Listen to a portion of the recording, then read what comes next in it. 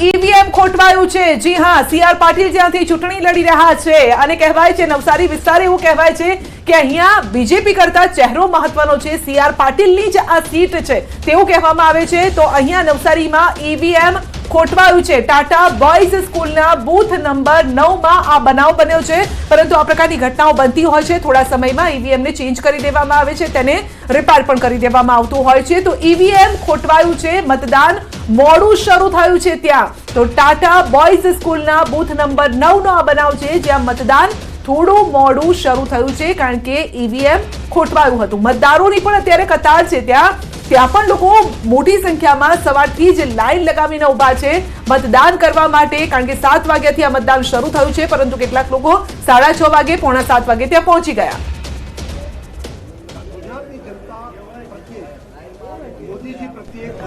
પ્રેમ, લાગણી, વિશ્વાસ ગુજરાતની જનતાને છે અને મોદીજી છેલ્લા 10 વર્ષમાં જે સુંદર કામગીરી કરી છે, વિશ્વમાં પ્રતિષ્ઠા વધારી છે, એ કામગીરી આગળ વધે એટલા માટે ત્રીજી વખત વડાપ્રધાન બનાવવા ભારે ઉત્સાહથી અત્યારે મતદાન કરી। થેન્ક યુ સાહેબ। વિજયભાઈ, તો પૂર્વ મુખ્યમંત્રી ગુજરાતના आज सुबह जल्दी से मेरे परिवार के साथ थाली बेलन लेके बैंड बाजा के साथ बूथ में चारों ओर घूम के मेरे बूथ के बुजुर्ग माता पिता एवं युवाओं के साथ मिलके मतदान करने का मुझे अवसर प्राप्त हुआ। मेरे देश के सभी जागरूक युवा भाई बहनों से एवं सभी बुजुर्गों से विनती है कि आपका मतदान अवश्य कीजिए। मतदान करके आप फिर से एक बार एक जागरूक एवं विकासशील सरकार बनाइए और विकासशील सरकार बना के देश के विकास को और आगे बढ़ाइए। जिस प्रकार से मोदी जी ने पिछले कई सालों से रात दिन एक करके एक भी छुट्टी लिए बिना मेरे देश की माता, बुजुर्ग, दादा दादी, महिलाएं एवं युवाओं की व्यवस्थाओं के लिए जिस प्रकार से रात दिन एक करके काम किया है, मुझे पूर्ण विश्वास है कि जिस प्रकार से कश्मीर से लेकर कन्याकुमारी तक लोगों ने एक ही संकल्प लिया है कि मोदी जी का तीसरा शासन जल्द से आए और देश की विकास की गति और जल्द से आगे बढ़े, वही दिशा में गुजरात के सभी नागरिक आज मतदान करने के लिए बहुत ही जागरूक है और देश के हित में सरकार बनाने के लिए सभी मतदाता आज आ रहे हैं बाहर और बड़े उत्साह के साथ मतदान कर रहे हैं। तीसरे चरण का मतदान है गुजरात में, जो मतदान होगा इस बार। તો આપણે બંને રૂપાણીને સાંભળ્યા, સાથે હર્ષ સંઘવીને સાંભળ્યા અને તેમાં બંને એક પોઈન્ટ મહત્વનો હતો અને એ પોઈન્ટ હતો કે પીએમ નરેન્દ્ર મોદીને ત્રીજી વખત પ્રધાનમંત્રી બનાવવા માટેની આ ચૂંટણી છે, એ વાત તેમણે કરી છે।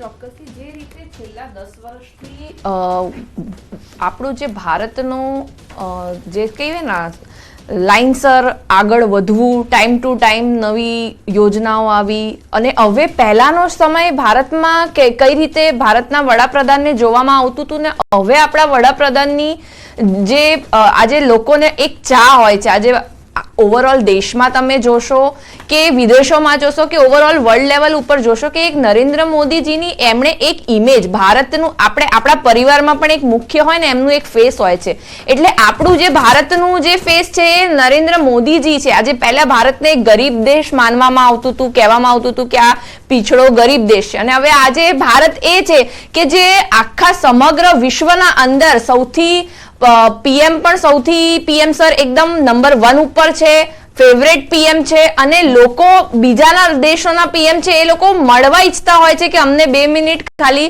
પીએમ સાહેબ જોડે મળવાનું એક મોકો મળે અને અમે શું નવું કરીએ, કારણ કે જે line by line, turn by turn એમણે જે વિકાસ કરી રહ્યા છે દેશ માટે, એ બહારના દેશોને પણ આમ છે કે એમ જે જ્યાં અમે ઇન્ડિયામાં આવીએ, ભારતમાં અમને કંઈક ઇન્વેસ્ટમેન્ટ કરીએ, અમે કંઈક કરીએ કે જોડે જોડે મતદાન છે અને મતદાન કરવા માટે મતદારો છે તે મતદાન બૂથ ઉપર પહોંચી રહ્યા છે।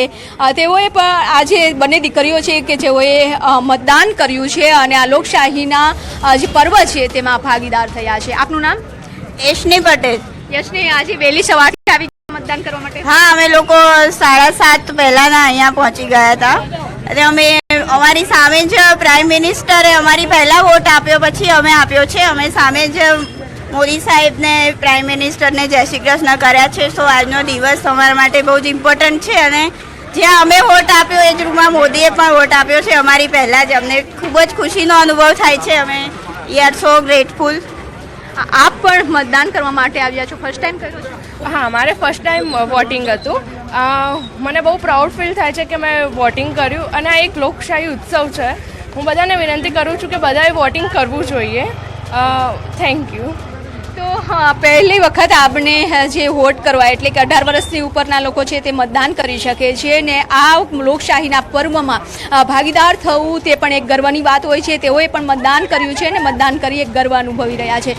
કેમેરામેન ખેંગાર રાઠોડ સાથે વિભુ પટેલ, ન્યૂઝ 18 ગુજરાતી, અમદાવાદ.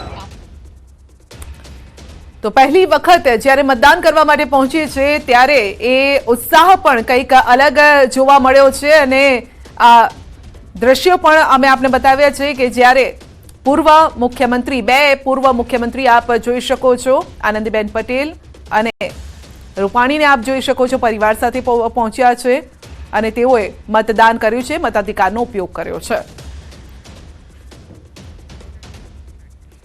તો આગળ વાત કરીશું કે છેલ્લી 2 ટર્મની આપણે ચૂંટણીની વાત કરીશું કે 116 બેઠક પરથી 303 બેઠક પર બીજેપી કેવી રીતે પહોંચીને આ વખતે તેમનો નારો છે 400+ બેઠકો જીતવાનો. આ અંગે વાતચીત કરીશું એક નાનકડા બ્રેક બાદ.